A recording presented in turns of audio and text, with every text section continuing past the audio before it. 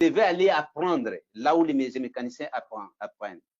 Parce que quand tu as choisi un modèle, tu dois maintenant se dire qu'est-ce que mon modèle avait appris, que je dois apprendre.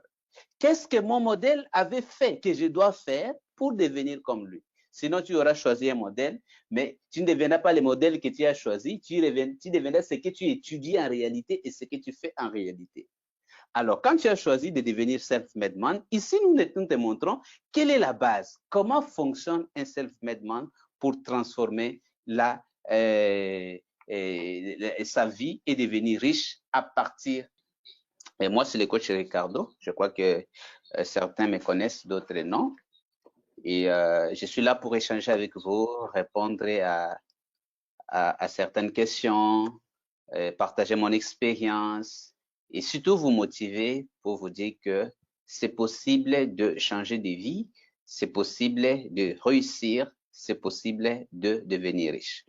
Je dis toujours à tout le monde que naître pauvre ne condamne personne à la pauvreté, à moins que vous puissiez y croire ou à moins que vous ne puissiez pas trouver des moyens comment sortir de la pauvreté. C'est pour ça que Bill Gates a dit, si tu es né pauvre, ce n'est pas ta faute, mais si tu meurs pauvre, c'est ta faute.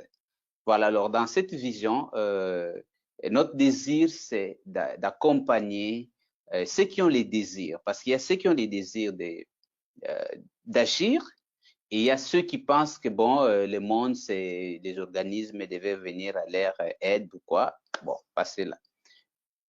Mais ceux qui pensent qu'ils peuvent agir, qui sont à la recherche, qu'est-ce qu'il faut faire? Nous sommes ici pour cela. Partout où vous vous trouvez dans le monde, si vous avez des aspirations, si vous êtes un leader, si vous avez des rêves d'un avenir différent, alors cette vision essaie de partager avec vous le principe de base. Vous donne une base dont vous avez besoin pour pouvoir vous débrouiller dans votre vie comme investisseur ou comme entrepreneur. Parce que la voie d'investissement et la voie de l'entrepreneuriat, c'est réellement cette voie-là qui amène à la richesse. Aujourd'hui, vous le savez, beaucoup de gens sont frustrés parce qu'ils ont travaillé, ils ont étudié, ils ont travaillé toute la vie, mais ils ne deviennent pas riches, tout simplement parce qu'ils s'étaient limités seulement au travail et consommation. Mais s'ils pouvaient faire un pas de plus, travail, consommation et investissement, je pense que leur situation serait différente. Alors voilà, aujourd'hui, je vais donc vous parler de 4 voies que vous devez savoir pour devenir riche. J'ai dit à tout le monde qu'il y a 4 voies parce qu'avant, on ne se posait pas la question de devenir riche. À l'époque de l'aristocratie, on naissait pauvre ou riche. Donc, si tu nais dans une famille pauvre, tu vas assumer la pauvreté jusqu'à la fin. Et tu ne vas même pas te poser la question de dire non, mais Dieu a voulu que tu sois pauvre, reste comme ça. Si tu nais dans une famille riche, tu vas être riche, tu ne vas aussi pas se poser des questions parce que tu sais que je suis né pauvre, c'est comme ça. Voilà. Donc, c'était une époque où les gens étaient condamnés. Mais aujourd'hui, scientifiquement, nous savons qu'il y a 4 voies pour devenir riche. C'est ce que j'ai découvert et c'est ce que je partage avec les autres. La première voie, c'est naître riche, naître dans une famille riche. Voilà, ça c'est la voie la plus sûre. Si tu es né de parents riches, extrêmement riches, donc il y a déjà des chances d'évoluer comme riche. Voilà. Tu es fils de Donald Trump, tu es fille de Bill Gates, voilà. Ces gens-là, ils sont riches par naissance. Donc, ils n'ont pas choisi, c'est cet hasard-là, de naître d'une famille riche. Ça, c'est la première voie. Deuxième voie, c'est hériter de parents riches. Je parle d'hériter des parents riches selon la logique que tu peux naître des parents qui sont pauvres, mais par la suite, ils deviennent riches. Bon, ils vont te léguer des richesses. Ici aussi, c'est toute manière de devenir riche par l'aide des familles. Si vous êtes vous avez dans votre famille quelqu'un d'influent qui peut vous pistonner, qui peut vous aider, qui peut vous connecter, comme on dit. Donc, il y a toute une possibilité de devenir riche par l'aide de la famille, par le positionnement de la famille. Mais malheureusement, non seulement il y a des gens qui ne naissent pas de familles riches, Deuxièmement, ils n'héritent même pas, personne au niveau de leur famille est bien positionné pour pouvoir les aider à obtenir ce qu'ils veulent. Alors, troisièmement, c'est le mariage. Voilà.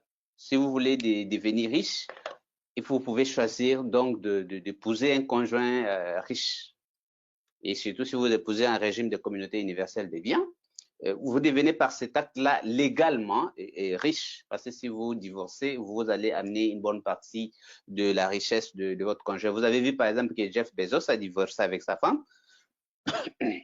Si sa femme avait épousé un homme pauvre, il restait pauvre. Mais le fait d'avoir épousé Jeff Bezos, c'est aujourd'hui une des femmes les plus riches parce qu'elle a amené une bonne partie de la richesse de Jeff Bezos. Donc, le mariage aussi, c'est un moyen, mais il faut savoir tout simplement que très difficilement, les riches, les vrais riches de naissance et d'éducation n'épousent jamais des pauvres. C'est pas compatible, ils ne le font pas. Donc, si tu choisis cette voie-là, tu vas te perdre. Bon, on va dire, ah non, c'est juste ou c'est pas injuste. Moi, je pense que la question, c'est pas de savoir si c'est juste ou c'est pas injuste. La question, c'est de se dire, c'est comme ça, on l'accepte comme ça. Et c'est normal parce que je pense que la vie, c'est la vie sociale. Si un pauvre épouse un riche, il y aura tout un décalage de culture, de compréhension et de mentalité, d'habitude. Je pense que ça ne tiendra pas. Alors, nous avons la quatrième voie ici, c'est les jeux, les hasards. Voilà, les hasards. Vous savez que vous pouvez devenir riche en jouant à la loterie, au DVD ou toutes sortes de choses que vous connaissez. C'est aussi possible, c'est une voie. Vous savez que de temps en temps, il y a quelqu'un qui a gagné des millions en jouant au jeu. Alors, ce sont les quatre voies que les gens connaissent. Seulement pour la quatrième voie, il faut savoir que c'est très, très, très difficile de compter sur cette voie parce que la probabilité de gagner au jeu est tellement petite que tu peux jouer chaque année pendant 100, 200 ans, tu ne deviendras pas riche. Donc, si tu choisis cette voie ici, vaut mieux savoir que la chance se trouve plus du côté du propriétaire de la maison des jeux plutôt que du côté des joueurs. Mais ça peut arriver, il y a des gens qui deviennent riches par cette voie-là. Alors, enfin, moi, je vais vous parler des cinq voies parce que ça, c'est peut-être les voies que les gens connaissent. Ils se limitent là, ils se plaignent. Ah, pourquoi je ne suis pas né d'une famille riche? Pourquoi mes parents ne m'ont pas laissé les sceller la terre? Pourquoi je n'ai pas eu la chance d'épouser dans une famille très riche? Et pourquoi les jeux, ça ne donne pas? Voilà. Donc, il ne faut pas se limiter à ça. Alors, moi, j'essaie de montrer aux gens la cinquième voie qui existe. La cinquième voie qui existe. Et regardez bien cette voie, c'est devenir riche par apprentissage. Devenir riche par apprentissage. Devenir riche par apprentissage.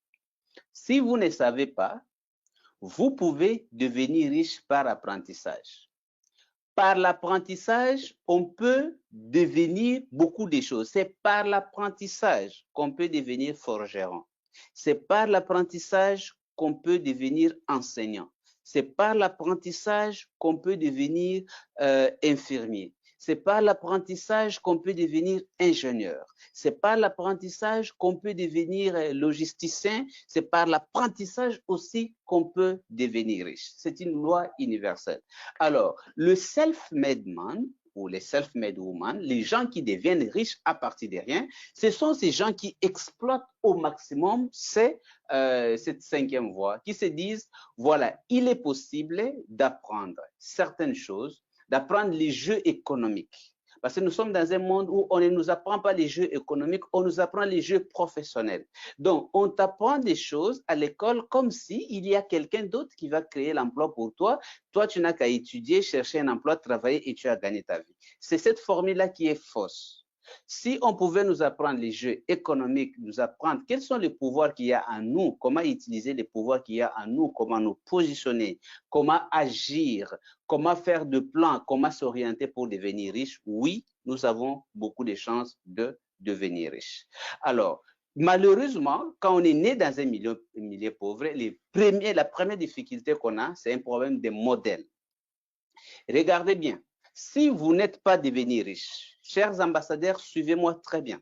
Si vous n'êtes pas devenu riche, regardez observez bien à partir de ce que je vous dis, vous vous rendrez compte que votre premier problème, c'était un problème de modèle. Je vais vous poser la question, si vous avez 40 ans comme moi aujourd'hui, quel était votre modèle de vie quand vous aviez 10 ans, quand vous avez 15 ans et quand vous aviez 20 ans? Quel était votre modèle? Je voulais vous écouter, essayez d'écrire là-bas pour que je vois vos réponses. Quel était votre modèle quand vous étiez enfant? Quel était votre modèle? Vous allez voir que votre rêve, votre modèle, c'était de travailler à la fonction publique comme tel oncle, c'est de travailler dans telle entreprise comme tel cousin, c'est de travailler dans telle boîte, c'est d'émigrer dans tel pays. S'il vous plaît, je vais attendre que vous puissiez me dire quel était votre voilà, quelqu'un m'a dit, son modèle, c'était de devenir un grand manager. Un grand manager. Oui, merci, merci, merci, cher ambassadeur. Moi, j'attends les autres, oui. Quelqu'un dit, moi, c'était de devenir fondateur. L'autre, c'est commerçant. Voilà, commerçant et mon oncle qui était dit, donc celui-là, il dit que c'est son oncle, voilà, qui était directeur de l'école. Voilà, très bel exemple. Donc, tu es enfant parce que tu n'as pas encore une grande expérience du monde. Tu vas voir autour de toi qui sont mieux que ton père. C'est ça que j'ai toujours dit. Qui sont mieux que ton père? S'il y a un oncle qui est mieux que ton père, c'est celui-là que tu vas choisir comme modèle. D'ailleurs, c'est déjà bien parce que les enfants essaient de choisir déjà ce qui est mieux, les enfants les plus intelligents. Alors, imagine, tu es là, ton père travaille dans les champs et tout, et tu as un oncle qui est directeur d'école. Là, nous sommes en 1950, 1960. Ta tendance, ça serait de dire, moi, je vais choisir de devenir aussi directeur d'école. Et c'est cela ton modèle inconscient. Tu vas te battre, tu vas étudier, et aujourd'hui, tu te retrouves directeur d'école. Mais en fait, tu as réussi, tu as réalisé ton rêve. Tu as réalisé ton rêve. Alors, la question que je vais vous poser, est-ce que quelqu'un qui est directeur d'école aujourd'hui, ah oui, quelqu'un d'autre a dit de devenir médecin? Merci pour vos réponses. Vous avez donné beaucoup de réponses. C'était pour que vous puissiez voir comment les choses se passent. Parce que les secrets que je vais partager avec vous aujourd'hui peuvent vous aider à changer votre état d'esprit. Parce que c'est comme ça que nous tous, nous avons failli, même moi, nous avons failli échouer dans notre vie. Mais c'est lorsque j'ai découvert aussi ces secrets, c'était un des secrets que j'ai intégré et c'est un des secrets que vous devez intégrer dans votre vie. Donc, tu avais choisi d'être directeur d'école. Aujourd'hui, tu es directeur d'école, mais est-ce que la profession ou la voie de devenir directeur d'école t'a permis de devenir riche? C'est ça une question. Tu verrais que tu avais en fait choisi d'une manière ou d'une autre, tu étais condamné à rester pauvre parce que tu avais choisi quelque chose qui, en réalité, que tu croyais être devenir riche, mais qui n'est pas ça. Alors, je vais vous raconter une petite histoire qui peut vous inspirer. Ça, c'est quelque chose de vraiment de personnel parce que nous avons une expérience, chacun de nous. Et d'ailleurs, beaucoup de gens se demandent mais pourquoi les coachs aiment penser grand, mais je pense grand, c'est à partir de cette expérience-là. Vous savez, comme vous avez lu dans les livres La chef de ma mère, d'abord, je suis né mon père était fermier et quand il est mort, on est allé au village de notre père, de notre mère. C'était vraiment la souffrance. Mais ma maman m'a dit que si j'étudiais, on gardait notre chef, j'étudiais, j'allais devenir riche. Donc, je suis allé à l'école avec l'idée que l'école m'apprenait comment devenir riche. Alors, je prenais vraiment des études au sérieux. Alors, qu'est-ce qui est arrivé? Nous sommes allés étudier à l'internat. Donc, dans mon pays, il y a ce qu'on appelle l'internat. C'était des écoles de missionnaires. On y allait, on étudiait, on restait là. J'étais en première et deuxième année secondaire. Alors, on était tout petits. On avait 12 ans, 11 ans, 12 ans. On y restait là, on devait préparer, on devait vivre. C'était vraiment comme une petite école militaire. Mais on réfléchissait. Dans cette école, nous n'avions qu'une option. Donc, tout le monde devait faire la biologie-chimie. Biologie-chimie. Alors, nous, on était là, on étudiait. Personne ne s'est posé la question. On pensait seulement qu'il faut étudier, il faut étudier. Mais un jour, un soir, on s'est retrouvé avec 3 amis. S'il vous plaît, suivez cette histoire. On s'est retrouvé avec 3 amis en train de réfléchir. Mais qu'est-ce qu'on va faire, en fait, quand on deviendra adulte? C'est moi qui avais commencé les débats. Alors, le premier, m'a dit, parce qu'on était à l'intérieur du pays, le premier a dit non, tu vois, moi, quand on va finir ici, en fait, on s'est dit, mais on a dit de souffrir dans cette école, mais quand on va finir ici, est-ce qu'on peut vraiment être sûr qu'on aura réussi dans la vie? Alors, on s'est dit non. Et qu'en fait, quand on va finir ici, qu'est-ce qu'on va faire avec un diplôme de ce qu'on appelle un bac de biologie-chimie? Peut-être essayer d'être enseignant, mais on va être enseignant où? Il n'y a pas beaucoup d'écoles ici. La seule école, c'est là où nous étudions. Qu'est-ce qu'on peut faire? Alors, c'est l'un qui dit, il dit non, mais en fait, moi, quand je vais finir ici, mon grand frère qui est à la capitale m'a dit que je vais aller faire la médecine, je vais devenir médecin. Je me suis rendu compte que mon collègue avait tout un plan, il savait ce qu'il devait devenir. Et l'autre m'a dit, oui, mais mon grand frère a dit qu'il y a des banques, ce sont des institutions qui ont beaucoup d'argent. Si tu travailles dans une banque, comme la banque qui fait c'est comme ça qu'il m'expliquait, qui faisait des billets. Donc, tu vois, ces gens-là ont beaucoup d'argent. Donc, quand je vais finir ici, je vais aller à la capitale pour étudier, faire l'économie et puis un jour travailler dans des banques, avoir beaucoup d'argent. Et c'est arrivé à mon tour. Ils m'ont posé la question, mais et toi, qu'est-ce que tu vas faire? En fait, j'ai réfléchi, j'ai dit à mes amis ceci. J'ai dit, mais comme vous savez, je suis orphelin. Ma maman vraiment se bat au prix de beaucoup de souffrances pour me soutenir. Je me demande déjà si elle saura m'aider à arriver en fin de cycle. Donc, je ne peux vraiment pas espérer qu'après ça, elle peut faire quelque chose, elle peut m'envoyer à l'université étudier ou pas. Et là, je suis désolé, mais je suis perdu, je ne sais pas et je vois que même si j'ai fini ici avec cette biologie chimie, je ne ferai rien du tout. Et c'est devenu une préoccupation. On s'est décidé chaque soir de nous retrouver et d'échanger sur cela. Alors, en échangeant, j'ai dit non. Je crois que je ne dois pas faire la biologie chimie. Il faut que je fasse des études qui sont beaucoup plus pratiques, qui me permettront de réussir dans la vie au lieu de faire des études qui ne me mèneront nulle part. Alors, en observant, parce que nous devions observer qu'autour de nous, en observant autour de nous, on s'est rendu compte que dans cette petite cité, il y avait 2 mécaniciens automobilistes. Suivez-moi bien, 2 mécaniciens automobilistes qui étaient des gens qui n'avaient pas beaucoup étudié, mais qui avaient une vie sociale un peu plus stable et qui gagnaient peut-être mieux que les gens qui avaient beaucoup étudié, comme les médecins qui étaient là. C'est comme ça, ce soir-là, que je me suis décidé, j'ai dit, voilà, je pense que ce que je dois faire la mécanique automobile. Mais je ne savais pas où on devait faire la mécanique automobile. Suivez-moi bien, parce que dans cette cité-là, on n'avait jamais vu l'école d'automobile et c'était loin, on n'avait même pas de moyens. Mais on s'est décidé comme ça. J'ai commencé à observer ces mécaniciens comme mes modèles. Une année après, j'ai expliqué à ma famille et tout. Et on m'a dit que je devais me déplacer pour aller faire la mécanique. Donc, ils ont fini par trouver dans quelle ville il y avait une école de mécanique. Comme par providence, ils se sont battus pour que je parte là. Et je suis allé dans cette ville, qui était une autre grande ville, pour faire la mécanique automobile. J'arrive, je fais les tests. Parce qu'il fallait qu'on t'accepte par test. J'ai fait les tests et j'étais premier. Et au lieu de me mettre en mécanique automobile, on me met en technique industrielle cycle long. Alors j'ai dit, mais moi je suis venu ici pour faire la mécanique, mais vous me demandez de faire les cycles longs, pourquoi? Comme ça appartenait à des prêtres et jésuites, vous savez, les jésuites sont les meilleurs formateurs et c'était la meilleure école de la région. Ils ont dit que toi tu es intelligent, tu ne peux pas faire la mécanique auto, toi tu dois faire le cycle long parce que tu deviendras ingénieur. Et là, en arrivant dans cette ville, j'ai vu qu'il y avait une autre catégorie qui était mieux que les mécaniciens automobilistes, c'était des ingénieurs. Des ingénieurs, ceux qui avaient étudié dans d'autres villes et qui étaient venus travailler, on les appelait des ingénieurs. Et là, j'ai commencé à changer de modèle. J'ai dit non, je ne vais plus devenir mécanicien automobiliste, je vais devenir ingénieur parce que c'était beau de voir que c'est eux qui étaient mieux par rapport à d'autres personnes. Et quand j'ai continué, j'arrive en 4e des humanités, ça veut dire vers les finales. Comme on était formé par des jésuites, on a reçu des jeunes ingénieurs, mais qui étaient encore des prêtres jésuites. On les appelait des régents.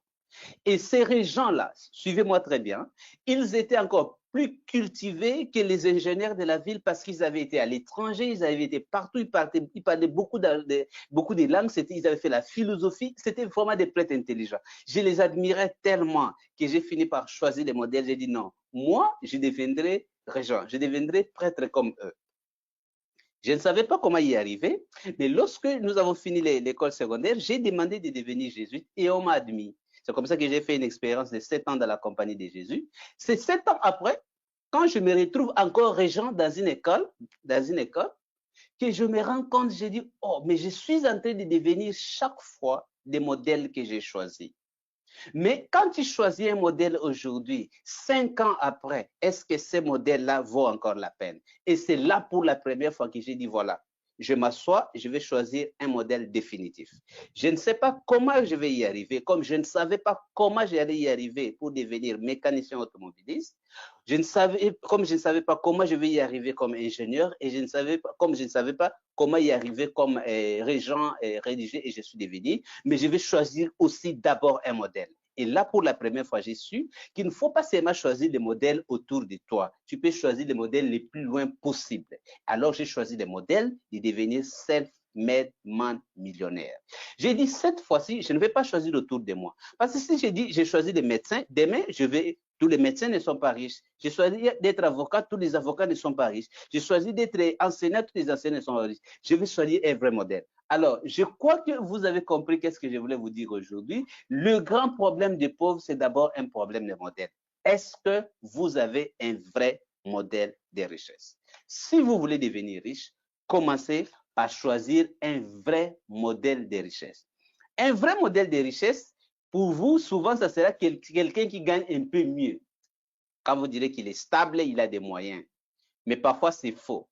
Et vous vous rendrez compte que vous allez vous battre pour devenir ce modèle avant de vous rendre compte des véritables limites économiques de ces modèles. Alors, si vous voulez vraiment sortir de la pauvreté, vous devez vous débarrasser de la mentalité des petits modèles. Il faut choisir des vrais modèles. Il faut être un peu ambitieux. Parce que beaucoup de gens ne se permettent plus de choisir des modèles. C'est pour ça que dans cette vision, j'ai dit aux gens, notre chance de créer des riches de demain dépendra beaucoup de la capacité de nos membres à choisir des vrais modèles de richesse. Est-ce que vous êtes prêts à choisir des vrais modèles de richesse? Je voulais avoir vos réponses sur le modèle. Est-ce que vous avez compris le rôle, l'importance de modèles? Est-ce que vous avez maintenant, vous pouvez choisir de vrais modèles? Et je vous jure que si nous pouvons évaluer des modèles que vous êtes en train de choisir maintenant, ça risquerait de se révéler après des faux modèles. Il faut vraiment choisir des modèles qui se trouvent en dehors de votre cercle direct. Ne choisissez pas des modèles dans votre quartier si vous êtes pauvre. Choisissez les modèles les plus loin possible.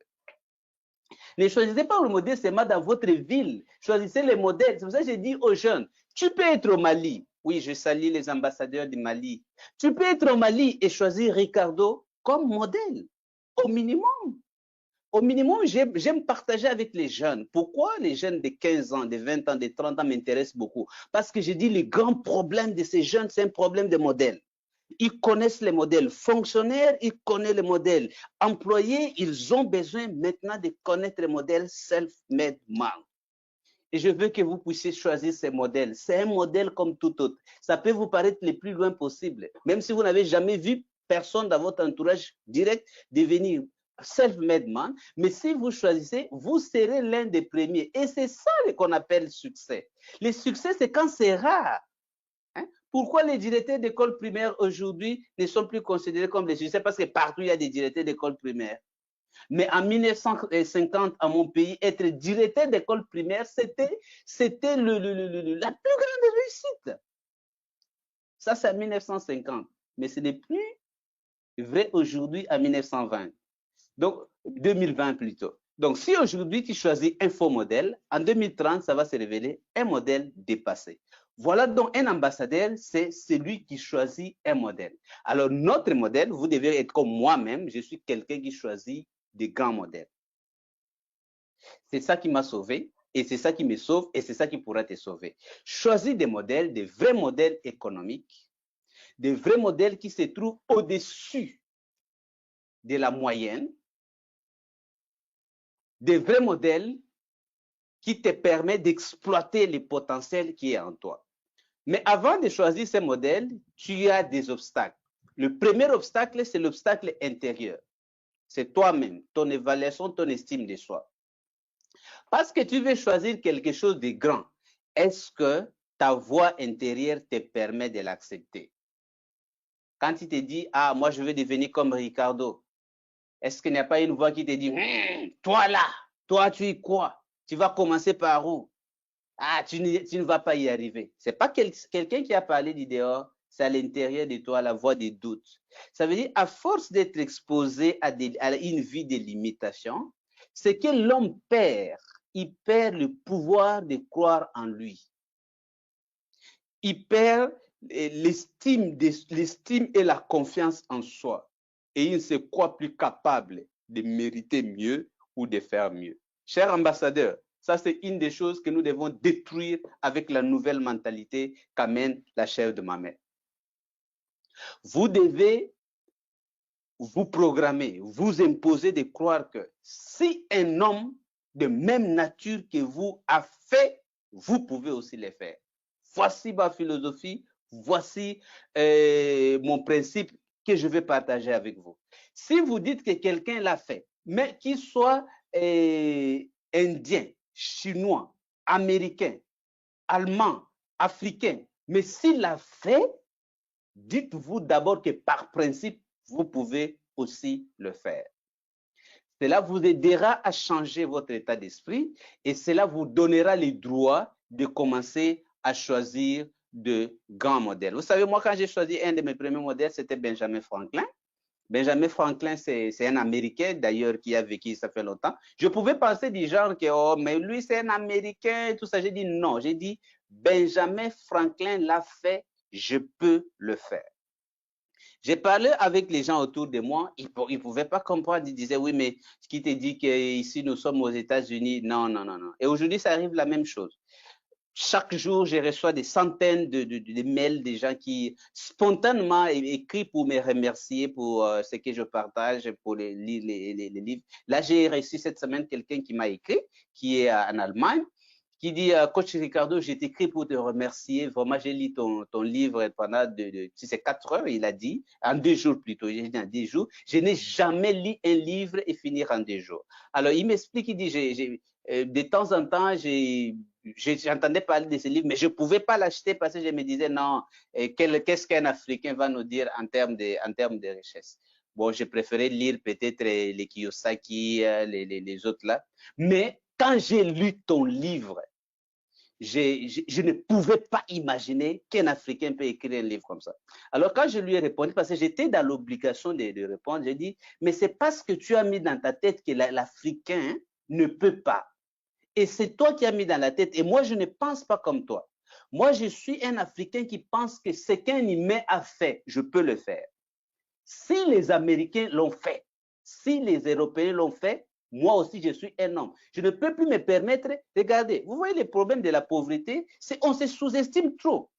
On se sous-estime trop. Sortez de cette mentalité. Sortez de cette mentalité. Vous perdez le pouvoir lorsque vous sous-estimez. Et si vous vous sous-estimez, vous êtes déjà éliminé.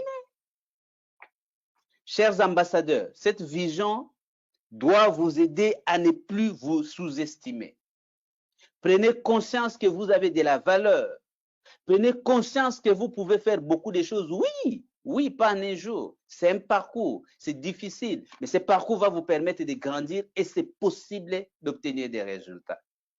Si ce n'est pas celle-là votre état d'esprit, vous aurez des problèmes pour choisir des vrais modèles et surtout pour tenir dans les combats pour que votre modèle devienne votre riche. Mais sachez que dès que vous choisissez le modèle, parce que quand vous choisissez un modèle, vous devez être capable de vous dire que voilà, ce modèle-là fait, je veux le faire. Moi, je vous donne par exemple un exemple. Je choisissais le modèle de devenir mécanicien parce que je voyais bien que c'était des gens de ma tribu. Et je me disais que bon, s'ils ont fait la mécanique, je peux le faire, ça peut être dur, je vais le faire. Oui, je suis allé faire la mécanique, c'était dur, trop les calculs, mais j'avais une base, le fait que je me disais que j'avais déjà vu des gens qui avaient fait la mécanique. C'était peut-être un des rêves que des jeunes ne pouvaient pas croire en ce moment-là devenir religieux jésuite. Mais je me suis dit, mais parce que j'ai vu des jeunes gens devenir jésuites, je peux aussi les arriver. Donc, vous devez être dans cette disposition-là où vous êtes quelqu'un qui pense que voilà, ce que les autres ont fait, je peux aussi les faire afin de l'adopter. Si déjà vous partez du principe que ça, c'est trop dur, je ne peux pas le faire, et ce modèle-là ne deviendra jamais, jamais, jamais votre vie. Je vais avoir vos questions par rapport à cela. À des réunions de jeudi, je suis vraiment pratique avec vous. J'essaie de vous partager des choses générales, mais qui sont la base du succès. Tôt ou tard, dans 5, dans 10 ans, dans 20 ans, vous deviendrez des modèles que vous aurez choisis ou vous ne deviendrez jamais les modèles que vous n'aurez jamais choisis. Voilà, c'est des choses du genre que je partage avec des ambassadeurs. Je vois vos questions là-bas. Mais un self-made man, c'est donc quelqu'un qui est un étudiant. Quelqu'un qui sait que pas les études, mais pas les études conventionnelles, mais pas les études de la vie pratique. Il peut réussir la vie pratique. Parce qu'une chose est de réussir la vie, les études conventionnelles. Une autre chose est de réussir la vie pratique. Un self-made man étudie la vie pratique. Donc là, tu n'as pas besoin d'un gouvernement qui va te donner un programme d'études, qui a créé déjà des structures, des programmes où tu vas entrer. Non, tu es quelqu'un qui doit t'asseoir dans une vision comme celle-ci, de choisir un modèle. Parce que quand tu as choisi les modèles, vous avez vu quand j'ai choisi de devenir mécanicien, il ne suffit pas de choisir. Je devais aller apprendre là où les mécaniciens apprennent. Parce que quand tu as choisi un modèle, tu dois maintenant se dire qu'est-ce que mon modèle avait appris que je dois apprendre? Qu'est-ce que mon modèle avait fait que je dois faire pour devenir comme lui? Sinon, tu auras choisi un modèle, mais tu ne deviendras pas le modèle que tu as choisi, tu deviendras ce que tu étudies en réalité et ce que tu fais en réalité. Alors, quand tu as choisi de devenir self-made man, ici, nous te montrons quelle est la base, comment fonctionne un self-made man pour transformer sa vie et devenir riche à partir